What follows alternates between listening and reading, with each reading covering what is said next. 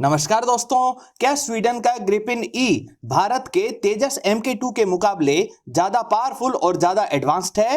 अगर ग्रिपिन ई और तेजस MK2 में आमने सामने का मुकाबला हो जाए तो कौन जीतेगा? किस किस मामले में ग्रिपिन ई कहीं आगे है?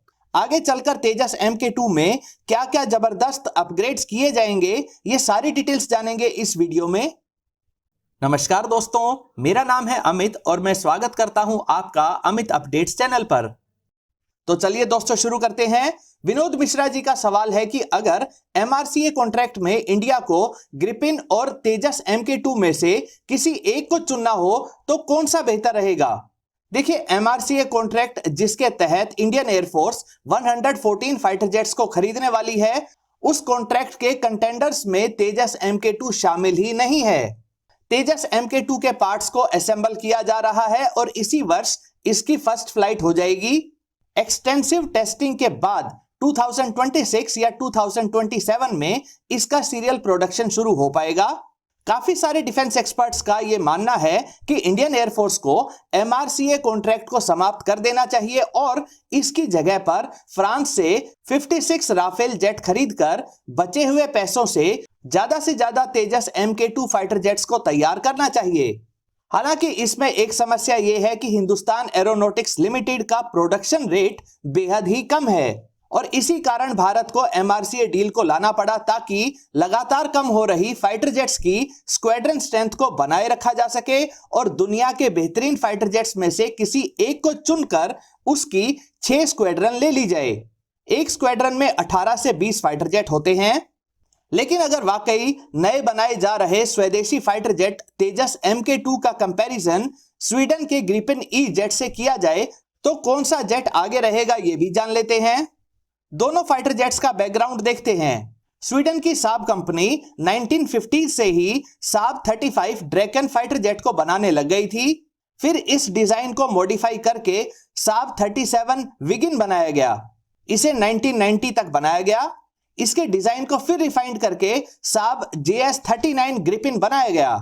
फिर ग्रिपिन NG बनाया जिसमें अमेरिका का F414 इंजन और यूके की कंपनी का ASA रडार लगाया गया, लेकिन इसकी कीमत $113 मिलियन पर यूनिट तक पहुंच गई। फिर कुछ मॉडिफिकेशंस किए गए और फाइनली ग्रिपिन ई बनाया गया जिसकी सभी नई टेक्नोलॉजीज के साथ फर्स्ट फ्लाइट दिसंबर 2019 में हुई है।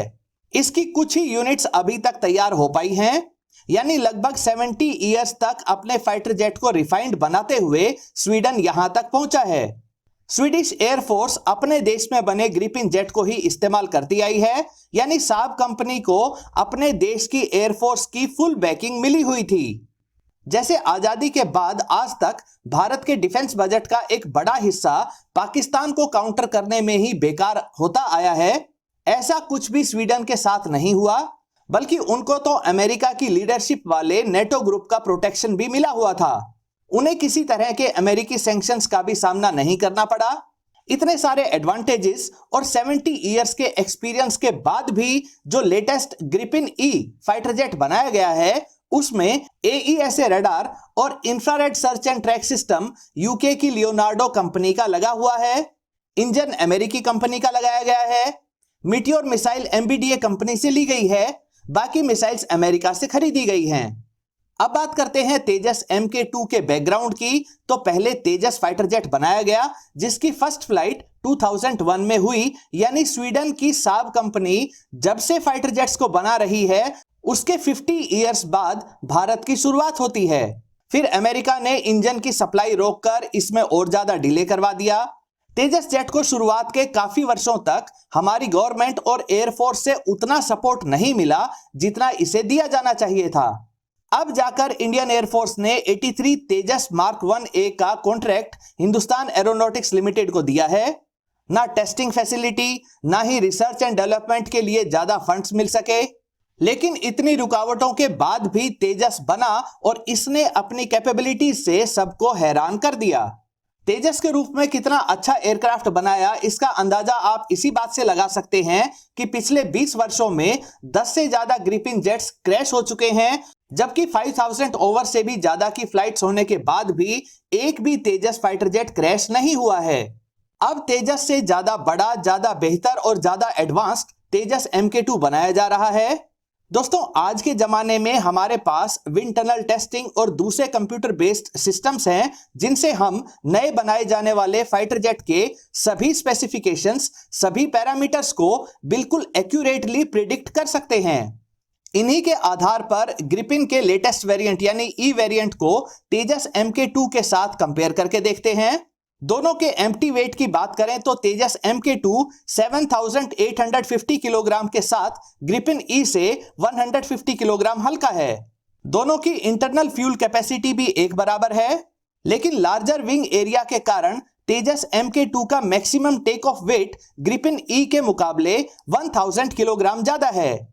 यानी मैक्सिमम इंटरनल फ्यूल के बाद भी तेजस MK2 लगभग 6,250 किलोग्राम के टोटल वेट की मिसाइल्स को कैरी कर सकता है, जबकि ग्रिपिन ई मैक्सिमम इंटरनल फ्यूल के साथ तेजस MK2 से कम यानी 5,100 किलोग्राम के पेलोड को ही कैरी कर सकता है। दोनों फाइटर जेट में अमेरिकी F414 इंजन लगा हुआ है जो मैक्सिमम 98 किलो न्यूटन की थ्रस्ट को जनरेट करता है। ग्रिपिन ई को मुख्य तौर पर ठंडे इलाकों में ऑपरेट करने के लिए बनाया गया है, जहां इसे रशियन फाइटर जेट से टक्कर लेनी पड़ेगी। इसीलिए इसका डिजाइन ज्यादा स्ट्रीमलाइन रखा गया। इसकी मैक्सिमम स्पीड मैक 2 यानी 2450 किलोमीटर पर आवर तक की है, जबकि तेजस MK2 को भारत के हॉट एंड ह्यूमिड एनवायरनमेंट के हिसाब से ज्यादा लिफ्ट जनरेट करने के लिए लार्जर विंग एरिया वाला बनाया गया। इसी कारण इसकी मैक्सिमम स्पीड मैक 1.8 यानी लगभग 2200 किलोमीटर पर आवर तक ही रखी गई है। ज्यादा स्ट्रीमलाइंड डिजाइन की वजह से एक्सटर्नल फ्यूल टैंक्स के साथ ग्रिपिन ई की फेरी रेंज 4000 किलोमीटर तक है, जबकि तेजस MK2 ड्रॉप टैंक्स के साथ 3500 किलोमीटर तक ही जा सकता है। हालांकि पूरे पाकिस्तान को कवर करने के लिए इतनी रेंज मोर देन एनफ है। दोनों ही फाइटर जेट्स में इन फ्लाइट रिफ्यूलिंग की कैपेबिलिटी है। दोनों में ही वाइड स्क्रीन डिजिटल कॉकपिट और हेलमेट माउंटेड डिस्प्ले अवेलेबल है। दोस्तों, यहां तक तो मुकाबला लगभग बराबर का है, लेकिन अब उन पैरामीटर्स की बात करते हैं जहां ग्रिपिन ई तेजस MK2 से आगे है। ये पैरामीटर्स हैं एवियोनिक्स और मिसाइल्स। ग्रिपिन ई अब तक 5 स्टेजेस की एडवांसमेंट देख चुका है और इसमें लगा सेलेक्स ES-05 रेवन ASA रडार जो यूके की लियोनार्डो कंपनी से लिया गया है।